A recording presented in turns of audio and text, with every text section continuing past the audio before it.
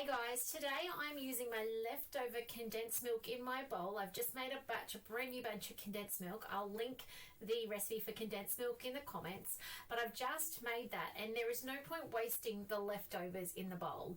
It is so good to put these to use, whether it be making a milkshake or a slice or whatever you want to go on and make. Ice cream is amazing.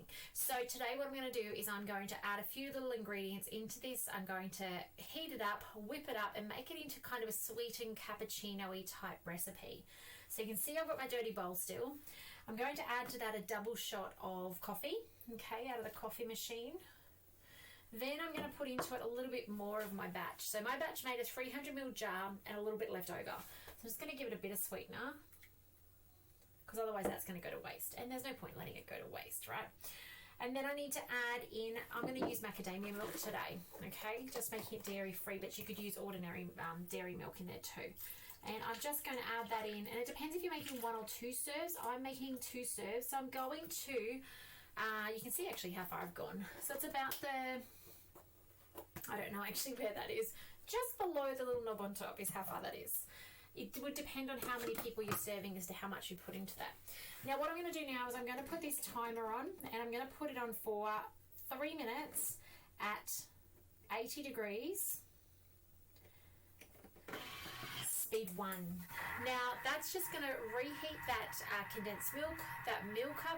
It's not hot enough to burn the milk or cause it to separate, which is the risk when you're using nut milks particularly, and it's certainly, if you're using cow's milk, it's certainly not hot enough to burn to the bottom. Anything over 90 degrees will start burning your dairy product to the bottom.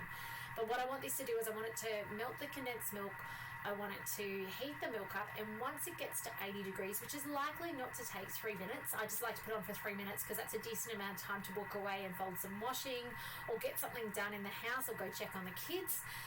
Once it gets to 80 degrees, we're going to spin that up to speed 8 for 30 seconds to froth it at the end. So you can already see it's already up to 65 degrees. This is not taking long to get up to temperature.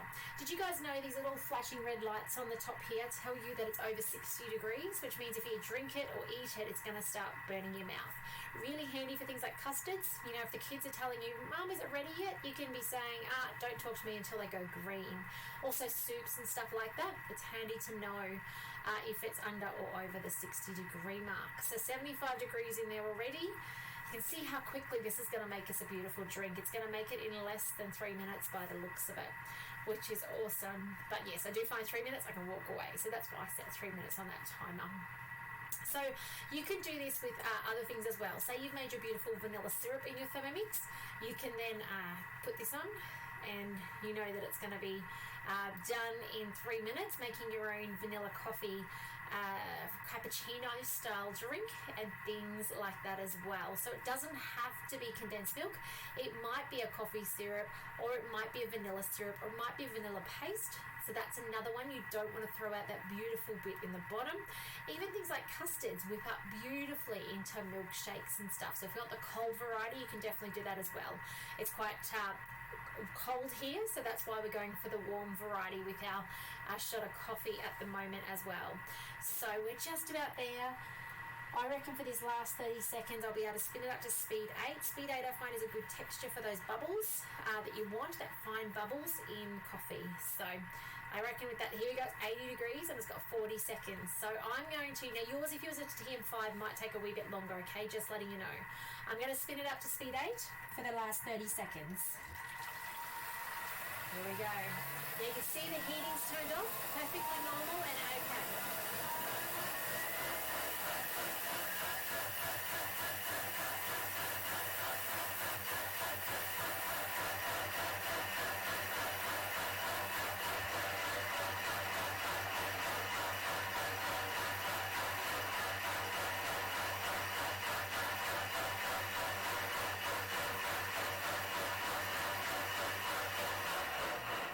You can see it's got a safety cool down there to do, and then we'll be pouring it out.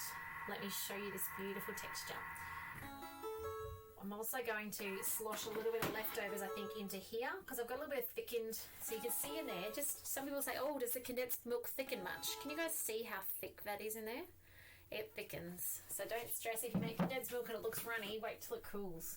All right, let me show you what this looks like going into a beautiful glass. So here we go, guys. This is my beautiful cappuccino made on my leftovers. Here you go. How good's that look? So give that a go in your Thermomix. Have a play with the quantities of milk, the quantities of condensed milk, the coffee, the vanilla syrup. The possibilities are pretty endless, really. Another recipe I'd highly recommend, there is a strawberry hot milkshake that's on your cookie dough as well. That is absolutely beautiful. Anyway, guys, I hope I've inspired you so that you don't throw out the leftovers in your bowl. Please like and subscribe to the YouTube channel. I'm going to continue to add recipes in here for you guys to reference so that you guys can cook along and get more out of your Thermomix. So have a fantastic good day, guys, and reach out if I can help in any way with your Thermomix journey. Bye for now.